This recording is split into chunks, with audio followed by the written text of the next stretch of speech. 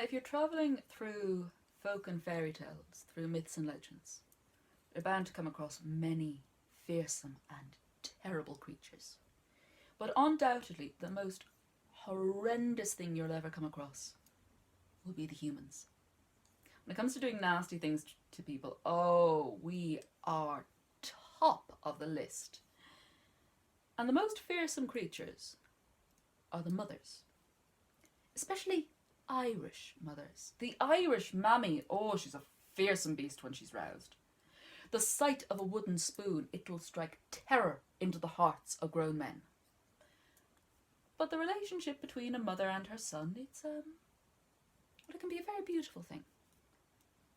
It can also be quite complicated. And it is one such complicated relationship I'm going to tell you about. See, there was once a woman, a widow, who had one son. His name was William. He was her pride and joy. He could do no wrong in her eyes, until the day he did. You see, he got married. And he got married to a woman not of her choosing. A woman who had ideas, notions, who had theories about education, and that a man should do his share of the housework, and that she was going to go back to work after the kids were born. A woman who William's mother did not approve of. William, though, he thought his mother, she'd come round eventually, especially when she heard that they were expecting a baby.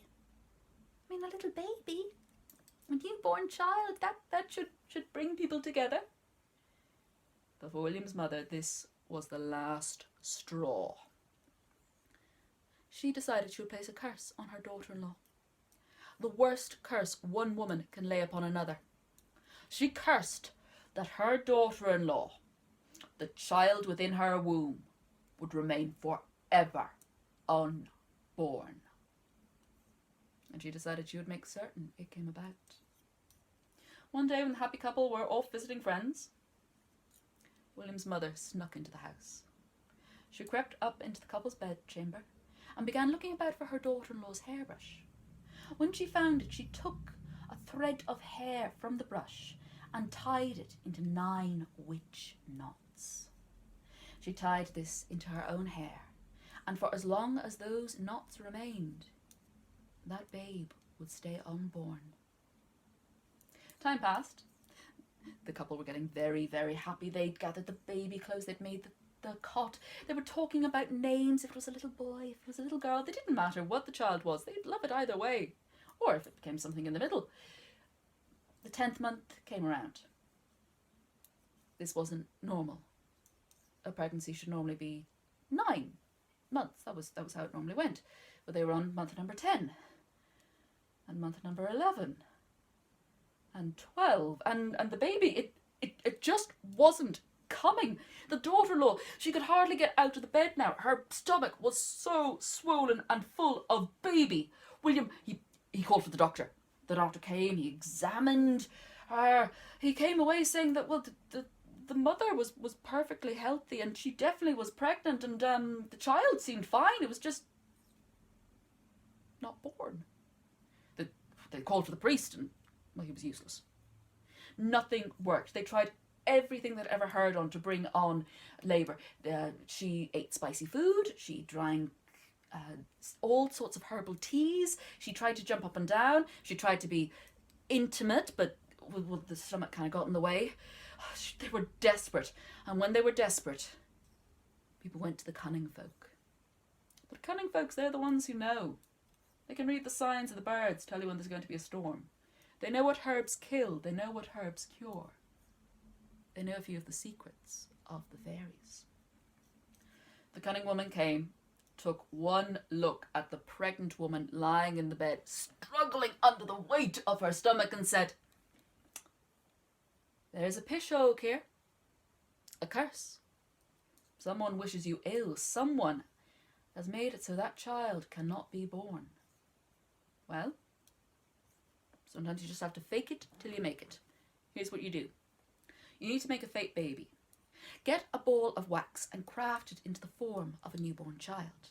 Give it 2 eyes of glass. wrap it in swaddling clothes, place it in the mother's arms, then call everyone you know to the christening party. I guarantee you, as soon as the person who has placed this curse sees that baby, they will reveal themselves. And so that's just what they did. William went out and got a ball of wax, and he began to shape it into the form of a baby. He thought about what his little baby would be like. He gave it 2 chubby cheeks. He gave it little fingers, little toesy woesies. He set 2 balls of glass in for eyes that would sparkle. He wrapped the baby up and he placed it in his wife's arms. His wife was barely conscious at this stage, just so sick of being pregnant. He wrapped her up in blankets and placed pillows around her so no one could see her stomach was still full of baby. And then he went out and called everyone he knew. The baby's born, the baby's born, come, see the new baby. And people rushed into the house. There were cheers, there were good wishes. And his mother came in. She looked at her daughter-in-law, lying there in the bed as if asleep, cradling the child. And she became so furious that she burst into flame and burnt up the 9 witch knots in her hair. And as soon as the knots were gone, out shot the baby. There were cheers and rejoicing and a few arguments about what date they should actually put on the birth cert, given that this was a newborn babe that was also 3 months old. But in the end, all was happy. And Billy, he named the child. It was his little daughter. And he named his daughter after his mother. His mother, who had cursed his wife and tried to make it so that this babe would remain unborn. He named his daughter after her. As I said, the relationship between a mother and her son, it's a complicated thing.